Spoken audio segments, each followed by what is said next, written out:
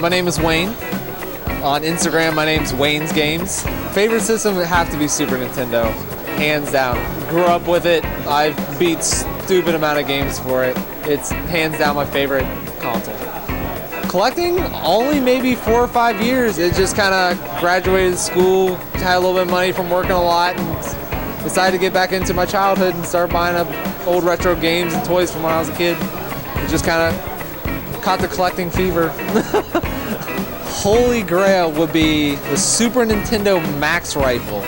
It was a rifle made for the U.S. military to practice shooting with it. It's basically an M16 converted into a light gun rifle for the Super Nintendo. It was only made for the National Guard to use.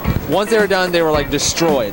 But some collectors have managed to get their hands on them. They're worth roughly $3,000–$4,000 with the cartridge and the gun. And actually a vendor here today is bringing his to let people play. So I'm actually really excited to play it and wish it was for sale, because I'd probably try to buy it.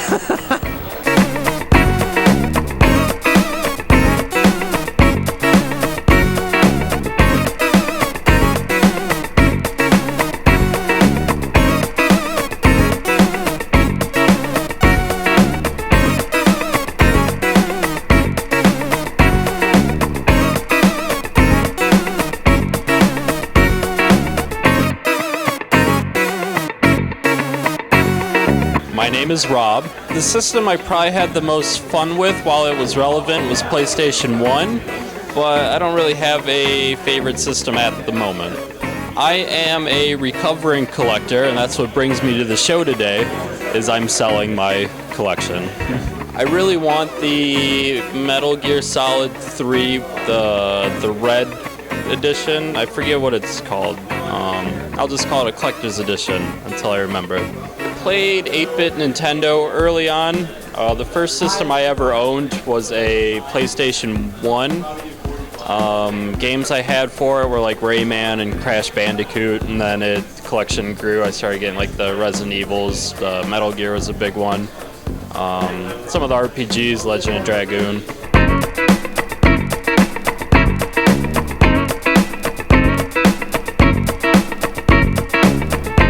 My name's Mike Milanovich, and I'm the owner of River City Games. We're a company headquartered out of Ambridge, Pennsylvania, about 25 miles northwest of the city of Pittsburgh. And we basically specialize in retro games from the mid to late 1980s to the early 2000s. I've been basically playing these types of games since I was 3 years old. I'm 28 now, so for 25 years. Around 2007, I got into collecting extensively, and along with that, I have a business background through sales as well as some other companies I'm involved in. So I figured this was a nice way for me to stay into the hobby, enjoy, the hunting, meeting people, as well as, bring some of my, business background into the hobby as well. I have to say one item that I've been looking for extensively. I collect for the Sega Master System, and I recently picked up about a month ago James Buster Douglas Boxing for the Master System, which was that niche item I was looking for. So I would say at this point, probably the next item I'm looking for is Golden Axe Warrior for the Master System. My name is Matt Bailey. Yeah, we're with 8-Bit Evolution out of Pittsburgh. We do repro games, home brews. We have a wide variety of other products that we make that are video game based. We're basically just all retro video game enthusiasts.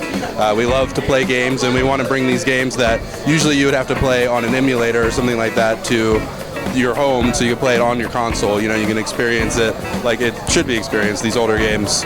Basically, it's a process that involves a little bit of electrical engineering knowledge. You have to write the original program back onto a chip and then put that onto a board that can be used in the original system. Yeah, actually, we do have a line of games that we're working on for all the different systems where we're starting to do a lot more of the development side of it. We have a couple games coming out, like we have one called Zombie Jack for the NES. There's a couple others. We have Germ Chasers is another game we did in collaboration with Children's Hospital. Part of the proceeds went to them as charity. That's also a very cool Sega and NES game. But yeah, it's definitely something we're looking into getting into more.